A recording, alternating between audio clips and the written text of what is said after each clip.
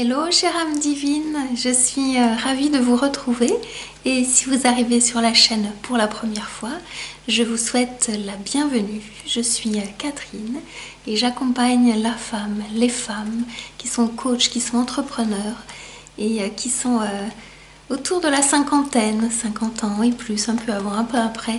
Et je les accompagne, je vous accompagne à déverrouiller vos émotions pour impacter avec sagesse. Et aujourd'hui, j'ai envie de vous parler d'un sujet qui me tient tout particulièrement à cœur parce que ça parle de moi. Peut-être que vous allez vous reconnaître dans ce que je vais vous partager en fait. C'est pourquoi ma mission est hyper importante.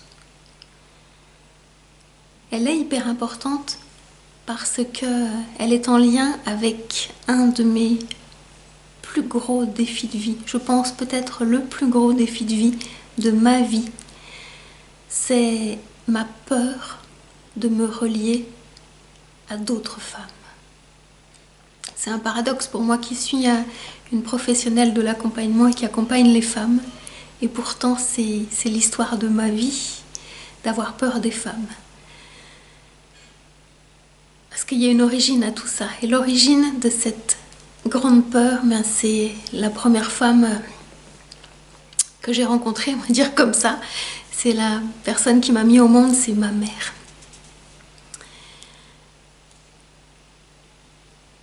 Je crois que ça a démarré peut-être même avant. Je suis émue parce que c'est important et je suis touchée par ce que je vous partage. Je sais que ça va vous éclairer, donc c'est pour ça que je vous partage cette vidéo. C'est parce que j'étais pas une enfant désirée. Mes parents s'étaient rencontrés à 25 ans et moi je suis arrivée 5 ans après. Ma mère avait 30 ans et pourtant j'étais pas une enfant désirée, j'étais un accident. Et ma mère, de toute ma vie, elle ne m'a jamais vue, elle ne me voyait pas. Je crois qu'elle me voyait que quand j'étais malade. Et à ce moment-là, elle était presque aux petits soins pour moi, mais sinon elle ne me voyait pas.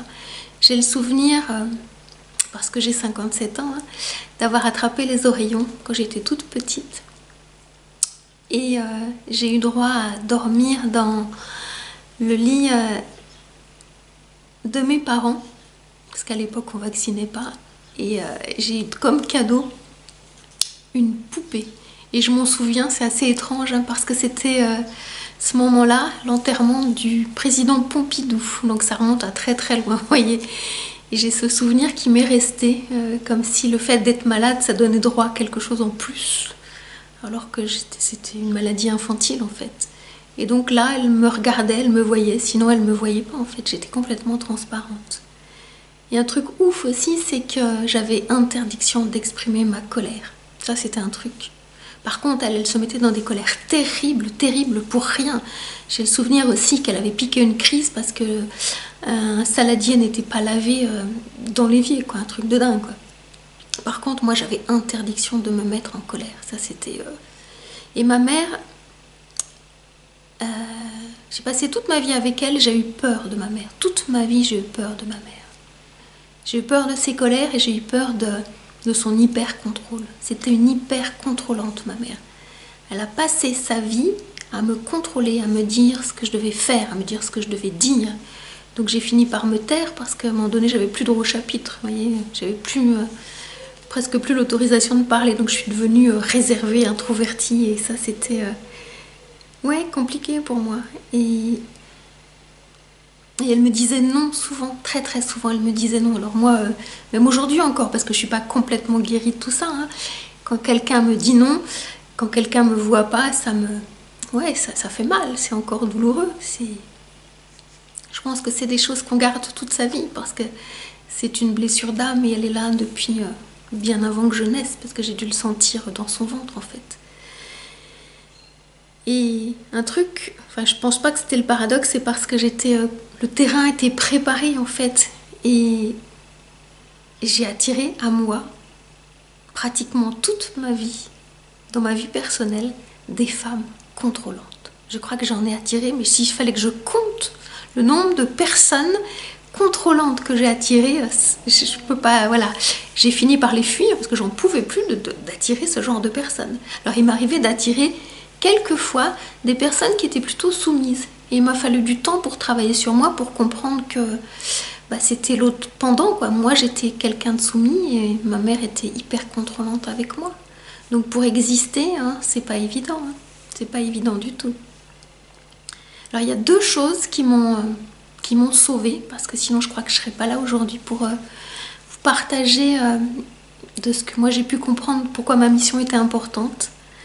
La première chose, c'est je me suis fait accompagner, et dans ma vie personnelle, et dans ma vie professionnelle.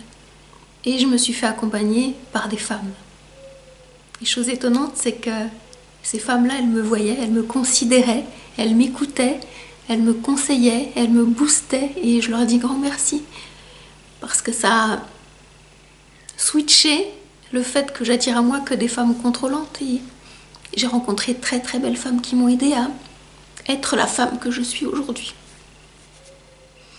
Donc merci. Merci à toutes ces femmes.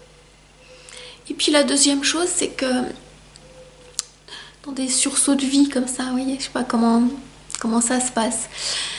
Après mon burn-out, en 2013, j'ai décidé de créer mon activité. Et je crois que ça aussi, ça m'a sauvée. Ça fait 10 ans maintenant. Et que quelque part, en créant mon activité, je suis devenue moi-même ma bonne maman. C'est que, ouais, c'est moi qui me suis boostée, c'est moi qui ai retrouvé cette confiance, c'est moi qui ai traversé toute l'adversité, parce que c'est être entrepreneur, c'est se mettre des coups de pied aux fesses de façon régulière, avec beaucoup d'amour pour dire on y va, parce que ma mission, elle était importante. Je ne l'ai pas compris sur l'instant. Aujourd'hui, avec 10 ans de recul, je comprends le sens de tout ça. C'était traverser mes blessures, me guérir, et puis ensuite, mon activité, pouvoir accompagner des femmes. En fait, c'est ça qui était important. Et ce que j'en ai appris, mes apprentissages aujourd'hui, de toute cette expérience de vie, de tout ce que j'ai vécu, à titre personnel, à titre professionnel, je crois qu'on ne devient pas coach, on ne devient pas thérapeute, on ne devient pas accompagnante par hasard. Il y a un chemin. Il y a un chemin qui est préparé, et avant de comprendre qu'on le fait pour soi, on a tendance un peu à le faire pour les autres, et après on sait que ça nous nourrit nous. Moi, ça me nourrit énormément. C'est pas un métier, je peux pas dire que c'est une passion, c'est un état d'être aujourd'hui. Ça fait partie intrinsèquement de moi d'accompagner et d'accompagner les femmes. Et j'ai appris aussi à prendre soin, chose que je n'ai pas reçue. Ma mère, elle n'a pas, dans sa relation avec moi, pris soin. Elle me donnait à manger, j'avais un toit, j'avais des vêtements, mais dans tout le champ émotionnel, il n'y avait rien de tout ça. La considération, l'attention, il n'y avait pas les émotions que moi j'aurais aimé ressentir. Et donc moi, j'ai appris à prendre soin, puisque ma mère, elle était en demande que je prenne soin d'elle, mon père également aussi. Donc malgré moi, j'ai un peu joué à la maman avec mon père et ma mère, parce que c'est ce qu'ils demandaient inconsciemment. Donc j'ai appris à prendre soin, et dans mon activité, je suis quelqu'un qui prend énormément soin de mes clientes. Pour moi, c'est hyper important. On est dans la sororité. Ça pourrait pas être autrement que je prends soin des personnes que j'accompagne. Pardon, ça m'émeut. Et étonnamment, à partir d'un espace qui n'a jamais été nourri chez moi dans ma vie. Et souvent, on se découvre des ressources. Je sais pas trop où je les ai pris, parce que j'avais pas de modèle autour de moi. Pas vraiment de mes grands-mères. J'avais pas de modèle, et donc je sais pas, sorti ça d'un chapeau, j'en sais rien. Peut-être que j'ai donné aux autres ce dont j'avais besoin, et j'ai fini avec le temps par me le donner à moi-même. Je crois que c'est ça aussi. Et dans mes apprentissages, j'ai développé des compétences. Peut-être que ça vous parlera à vous aussi. Je suis devenue hyper sensible à l'autre. Comme j'avais toujours besoin d'être aimée, je guettais le moindre geste qui pouvait me donner de l'affection, de la tendresse. Et donc ça m'a permis de développer une hypersensibilité. Alors le pendant négatif, c'est que il y avait un côté de moi qui était sauveuse, parce que je sentais tout chez l'autre. Et dans mon côté pendant négatif, j'ai attiré à moi beaucoup d'hommes des hommes qui ont partagé ma vie et qui étaient dans une forme d'insécurité, comme pouvait l'être ma mère, comme pouvait l'être mon père. Et ça a été un prix lourd à payer. Il m'a fallu du temps pour comprendre un petit peu qui j'attirais en fait. Et de mon hypersensibilité, je suis devenue une observatrice fine. Comme j'avais pas trop voix au chapitre, eh bien j'ai appris à regarder, à observer. Et c'est vrai que j'ai souvenir quand je donnais des cours d'art plastique, c'est ça aussi, mes élèves disaient Catherine, tu as un œil de lynx. J'étais capable de voir le petit détail qui faisait toute la différence parce que j'ai appris avec mon hypersensibilité à vraiment observer. Et je l'ai toujours en fait. Et j'ai compris que j'avais 2 parents, et ma mère entre autres, qui étaient insécures, eux-mêmes dans leur enfant intérieur insécure. Et comment moi j'aurais pu être sécure avec des parents qui ne l'étaient pas. Donc il m'a fallu du temps pour comprendre ça, pour être aussi dans du pardon. Et j'ai dû travailler moi sur ma sécurité intérieure. Alors j'ai pas complètement fini, mes blessures elles sont pas complètement guéries. Je pense que ça c'est un travail de toute une vie. Je fais attention dans ma vie personnelle et dans ma vie professionnelle, mais c'est un travail de tous les instants. Et j'ai compris une chose, c'est que la sécurité elle dépend ni de l'argent qu'on a sur son compte en banque, ni d'un homme qui pourrait partager nos vies en fait. Ça dépend vraiment que de soi. Et c'est quelque chose qu'on trouve, qu'on cherche à l'intérieur. Donc il m'a fallu du temps pour le trouver. J'y travaille de plus en plus à être dans cette sécurité intérieure et c'est un beau cadeau que je me fais de tous ces apprentissages, de toutes ces blessures que je porte en moi. Et j'ai appris aussi à traverser les émotions puisque ma colère, je n'avais pas le droit de l'exprimer, donc c'est vraiment quelque chose qui était difficile pour moi de me mettre en colère, de savoir dire non, de dire stop. Parce que la première chose que j'arrivais à faire, c'était de pleurer. Mais j'arrivais pas à aller plus loin. Donc le chagrin, je le connais et je le sens chez les personnes que j'accompagne. Et c'est là où j'ai une grande force parce que je les aide vraiment à les déverrouiller ça. Toutes ces blessures, toutes ces larmes qui n'ont pas été déposées. Et pour moi, ça fait vraiment partie de ma mission d'aider les femmes à déverrouiller ça. Parce que derrière, il y a un tel cadeau. C'est juste magique, être vraiment soi. Et là, j'ose, voyez, me montrer en vérité, en authenticité, en vulnérabilité, parce que c'est comme ça que je suis. Et j'ai envie que vous vous autorisiez à la même chose, en fait. Et donc, les émotions, moi, je me baladais entre le chagrin, la tristesse, puis la peur, parce que je sentais la peur. Donc, c'est difficile d'être en sécurité quand on a des parents qui ont peur de manquer tout le temps. Donc, moi, j'avais des peurs de manquer. Est-ce que c'était les miennes? Est-ce que c'était les leurs? Il m'a fallu du temps pour discerner, parce qu'ils m'ont balancé leurs patates chaudes. Et donc, en étant accompagnée, j'ai travaillé sur mes propres sécurités. Aujourd'hui, je me sens sécure. Et c'est aussi le cadeau que vous pouvez vous apporter en exprimant vos émotions. Je suis émue parce que ça me touche. Vous voyez, c'est un sujet sensible. En exprimant vos émotions, en libérant votre chagrin, en libérant votre colère, eh bien la peur, elle va disparaître en fait. Et vous aurez de moins en moins peur pour créer votre présent là, bien ancré, bien sécure, structurant, rassurant. Et vous allez construire votre demain. Moi, c'est le cadeau que je me fais chaque jour. Et c'est ce que je vous souhaite en fait, vraiment. Ce que vous pouvez toucher, ce que vous pouvez incarner, ça c'est vraiment ça. Ces apprentissages-là. Parce que vous aurez compris, hein, j'ai parlé d'une blessure d'âme, vous l'aurez tout à fait reconnue. Hein. Elle s'appelle le rejet, c'est la négation d'exister. Et quelquefois on a envie, peut-être vous comme moi, d'avoir plus été là, de disparaître, de s'en aller. Et en fait, le cadeau c'est qu'aujourd'hui, j'ai résisté à l'envie de plus exister. La vie, elle était plus forte. Parce qu'avec la blessure, il y avait la lumière, il y avait l'antidote, le médicament. Et le médicament, pour moi, c'est de vous accompagner en tant que femme, justement, à déverrouiller vos émotions. Et j'ai fait le choix d'accompagner des femmes qui sont comme moi, des coachs, des entrepreneurs, parce qu'on a tellement de points communs. Et que souvent, les coachs sont les plus mal, les cordonniers les plus mal chaussés. Et donc, vous avez droit aussi, vous, de vous faire écouter là et d'être au contact de personnes qui fonctionnent comme vous. Et donc forcément, moi je vous comprends tout à fait. Et la cinquantaine, parce que pour moi ça me tient à cœur d'accompagner les femmes autour de la cinquantaine, il y a un vrai switch. Moi à 48 ans, j'ai décidé de me lancer en tant que coach, en tant qu'entrepreneur. C'est vraiment là qu'il y a eu le switch.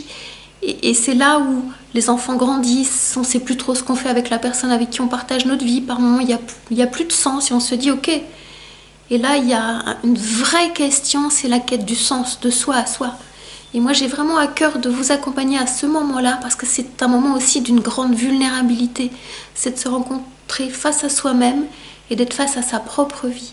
Et donc, ma mission, elle est hyper importante aujourd'hui, parce que de tout ce que j'ai vécu, de traumatisme, de douleur, j'en ai fait des leçons, des expériences de vie que moi, j'ai envie de vous transmettre. Parce que vous aussi, vous méritez de sortir de ces blessures. Et vous méritez aussi de pouvoir rayonner et d'accompagner de belles femmes à avancer aussi sur leur chemin. Donc, sortir de la culpabilité, sortir de la honte d'avoir vécu tout ça. Ça faisait partie du chemin. Et pour moi, ma mission, elle est aujourd'hui plus qu'importante. Elle me tient chaque jour et c'est ce qui me donne envie de me lever. Voilà. C'est toujours difficile de parler des choses qui m'émotionnent et en même temps je sentais que c'était important aujourd'hui que je vous le partage. C'est vraiment d'être dans cette émotion qui me relie à vous et je sens que vous êtes là, de l'autre côté de la caméra en fait. Je le fais aussi pour vous, je le fais pour moi et je le fais aussi pour vous aider à continuer à avoir la foi, à ne rien lâcher. Et si vous pensez que cette vidéo elle peut servir d'autres femmes de sortir de la culpabilité, de sortir de la honte, de libérer le chagrin, partagez-la s'il vous plaît. Parce que moi, ce que je vous partage, c'est tout mon cheminement et je mesure combien moi, tout ça, ça m'a aidé. Donc, il y a certainement d'autres femmes qui ont besoin d'entendre ce message. Enfin, voilà. Voilà ce que j'avais à vous partager. Je serais ravie d'échanger avec vous sous cette vidéo, savoir comment elle vous parle cette vidéo, comment vous vous reconnaissez et prendre le temps d'échanger sur ce que je viens de vous partager. Voilà, j'en perds mes mots.